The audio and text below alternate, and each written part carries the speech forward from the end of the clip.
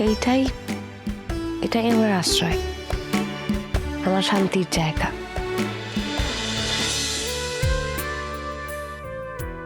কি ভাবছো অপর্ণা?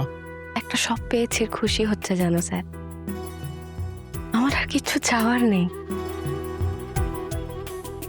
সবে তো নতুন করে স্বপ্ন দেখার শুরু আমাদের। আমার কাছে তো আপনার সঙ্গে দেখা হওয়ার পর থেকে সবটাই স্বপ্নের মতন স্যার। কোথায় ছিলাম আমি আর কোথায় আছি দাঁড়িয়ে, কিছুই যেন বিশ্বাস হচ্ছে না আমার।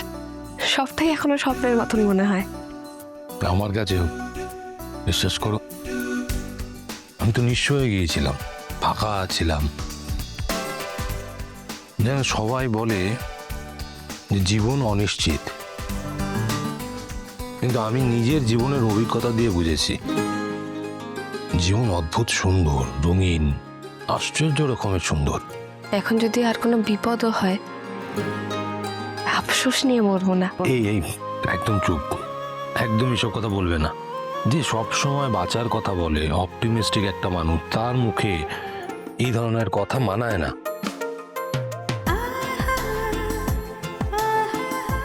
তুমি তো আমাকে শিখিয়েছো বাঁচার মানে। এখন সবুর করতে হবে এই একজনের বড় হওয়ার। আজ এই ছোট্ট কুড়ি কালকে ডালপালা মেলে বড় গাছ হয়ে উঠবে। আমাদের এখন অনেক দায়িত্ব, অনেক কর্তব্য, ওকে যত্ন নিতে হবে, আরো অনেক কিছু দেখারও বাকি। এইভাবেই আমরা বুড়ো হব বলুন? বুড়ো আমি আর কি বুড়ো হব, তুমি বুড়ি হতে পারো, বয়স হচ্ছে তো। তা শোনো, বুড়ো বুড়ি হয়ে গেলে তখন কিন্তু বয়সের কম বেশি হয় না, তখন বুড়ো আর বুড়ি অনলি। কি যে বলেন না আপনি। এইটাই এটাই আমার আশ্রয়, আমার শান্তির জায়গা। কেন কেন শুনি, শুনি না কেন? না, অত ভালো কথা বলতে পারছি না,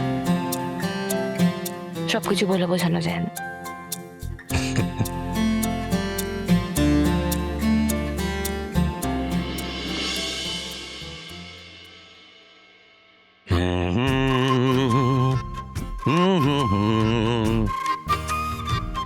শুধু হাসছো কেন? না, ভাবছি আর্য সিংহ রায়ের কি অবস্থা। হ্যাঁ, মানে আর্য সিংহ রয় তো অফিসে, এখানে তো বাবা। দিন দেখি। দাঁড়াও দাঁড়াও, টেম্পারেচারটা দেখে নিয়ে দাও। না না না না না না না না। পারফেক্ট। বাবা, আপনি এসব শিখলেন কোত্থেকে?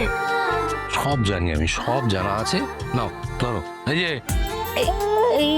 ওই বলবো বলি না না। এই যে এই যে এই যে টুকটুকানি দেখো দেখো দেখো, এইটা কি এইটা কি এইটা কি এইটা কি এইটা।